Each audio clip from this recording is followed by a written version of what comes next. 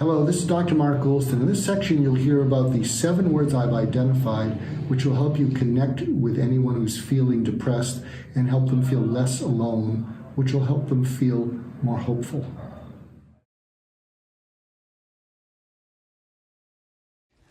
As I said, I'm feeling so inspired and want to use the rest of my life to teach to others what I've learned. And there's something that I've developed and it's a clumsy term, but it's the best I come up with. It's called targeted interventional empathy. Targeted interventional empathy. And what that means is you go into the dark night of the soul and you touch it with love. And the way you do that is one of the parts of it is something that I call the 7 words. And so what you might try with some introverts is you say, can I ask you a favor? I'd like your help with something. Mm-hmm. And now they may turn you away, but when you say it that way, most people will be curious, what's this about? And don't say it with like, you're laying something on them. I mean, the tone really has to be, I need your help with something. And they'll say, what? I'm working on a process to try to connect with people. And then what you say is, because I'm shy too, even though I'm this performer, I'm shy inside, and so I'm working on a process to try to connect with people. And I just want to try something with you. Will you humor me and go along with it? Hopefully that'll help them lower their guard. And then you say it's called 7 words, and they're going to say, what's that? And then you look them straight in the eye as I'm looking into your eyes, and I have no idea what's going to happen because I'm going to try it on both of you and see where it leads to. So lean into the introvert that you are, lean into the introvert that you are, which I know you are, underneath it all. I know it all. After you're on stage, you collapse into the introvert that you are. But if I were to say to each of you, and you say to the introverts that you know, these are the 7 words: hurt, afraid, angry, ashamed, alone, lonely, tired.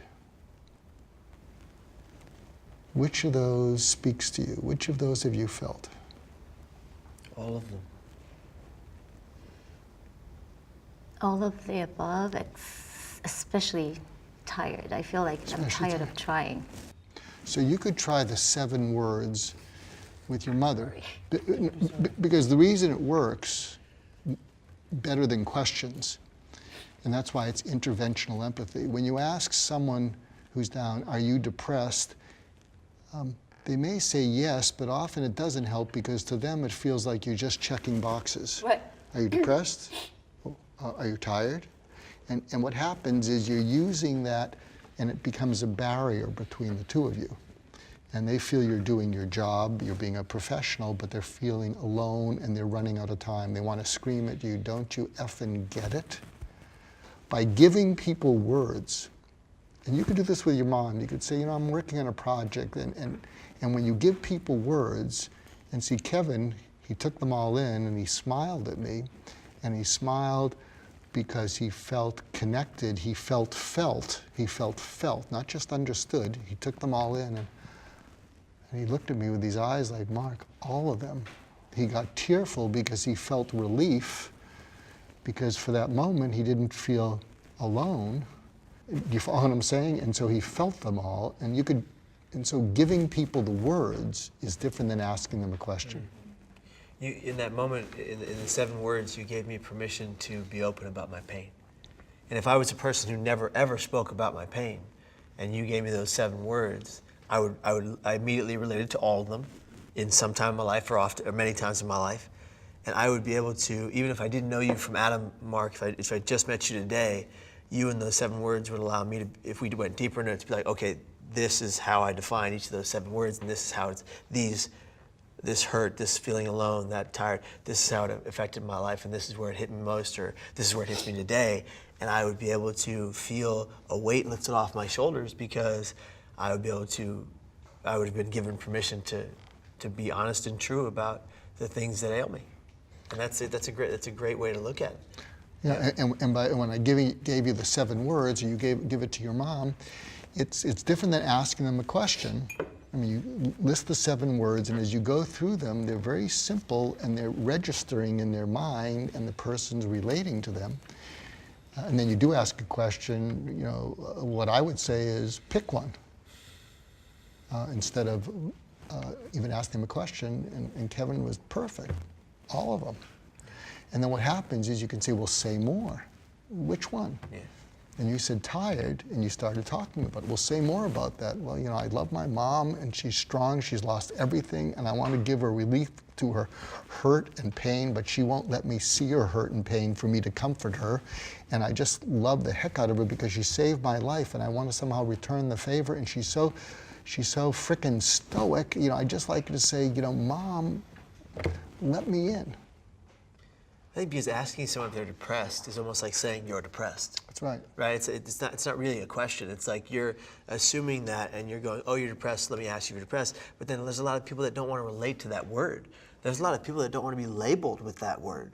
So if you do hurt, alone, tired, broken, pain, whatever it is, like choose the 7 words that, and then you say which of those relates to you, you're giving the person the option as opposed to directing their narrative, which is very important.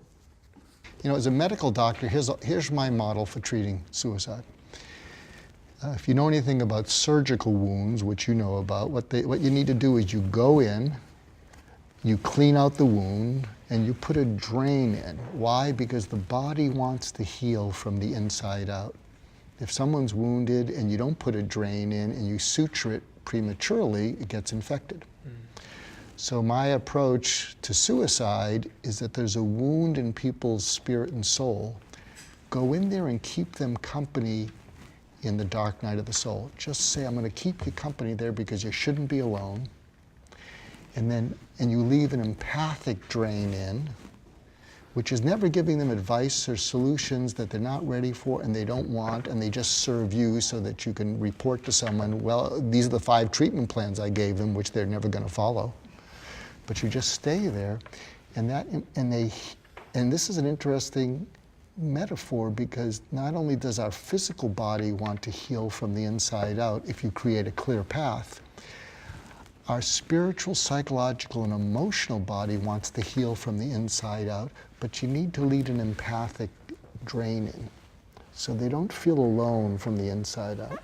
You know, one of the things that I read about in one of your articles, which there are many, I love the sentence you said. You asked a patient, when you feel bad, how bad do you feel? And then you said, let me live there with you. Your message was so strong that I felt like you are living there with me. I think I only met you once before I read this. And I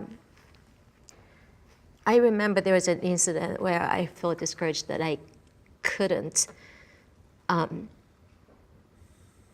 For me, it pains me so much when I know I can't help, that I'm not helping this person. And I felt so discouraged, and then I used that, what you said. And I felt, oh, you know, I have to remember how to do this. And then I said exactly what you said. How bad do you feel?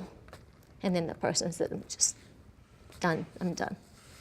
And I said, well, let me live there with you. I'm there with you, I'm living there with you. I feel your pain, I am understanding what you're going through, I'm there with you. And that person's still here today, so